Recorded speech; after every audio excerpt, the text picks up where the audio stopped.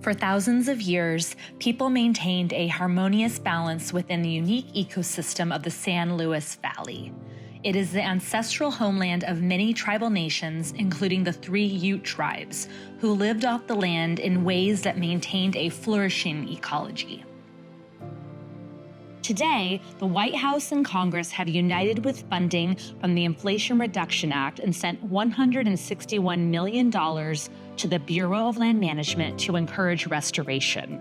The Bureau will use the funds to improve local economies and help the environment through restoring 21 ecosystems in 11 states, building on successes like this one in Colorado to restore the Blanca wetlands.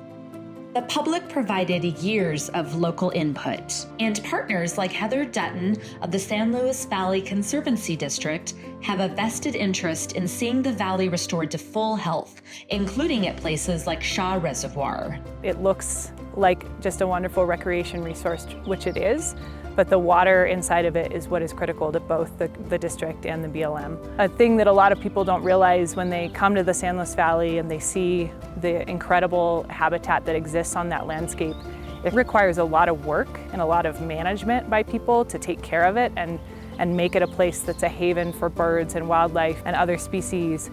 And so to bring water to these areas, we have to have functioning infrastructure.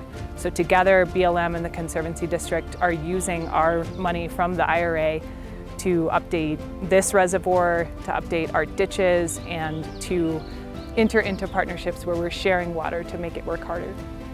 Building a recreation economy is important to Mick Daniel of San Luis Valley Great Outdoors.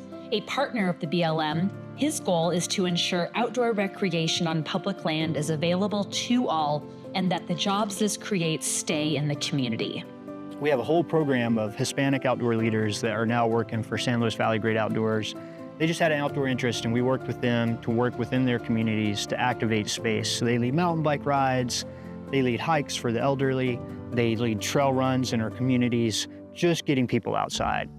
Here's someone like me in the outdoors doing something that I'm curious about. And we hope that that kind of breaks down that barrier and reconnects people to really something that as a taxpayer, as someone living here in the valley, it's their right to have access to. A critical route to Native Americans and early Spanish settlers called Lime Kiln Trail is getting attention today as a recreation hotspot. A lot of these historic trails, they're hard to maintain, right? They weren't designed for mountain bikes and motorcycles. The San Luis Valley is larger than the state of Rhode Island, almost as big as Vermont, to put it in perspective. So just in one part of Colorado, in this landscape, like we're bigger than entire states. There's just an immense amount of work to do. It's work any single organization cannot do alone. Collaboration is key. This is what sustained the health of the valley for millennia, and it's what Ute Mountain Ute tribal elder and Bear Dance chief Terry Knight Sr. says will give it the best shot at recovery. It's a us thing, not a white man's thing, not an Indian thing. It's a us thing. Together we can do this, but it has to be a cooperative effort to do that because this is life right here. And my elder said, water is the blood of God. That's His blood. God, that's why it's everywhere and it's in everything, they said. So be careful with that so that they can come up to some kind of idea of what they want and sit down and get into the spirituality, get into the reality of things. How are we going to do this? He asked the machines. The tribal people have the knowledge, spiritual knowledge, and put it together. And then, you never know, if they do it, this thing could be beautiful again, and beautiful again.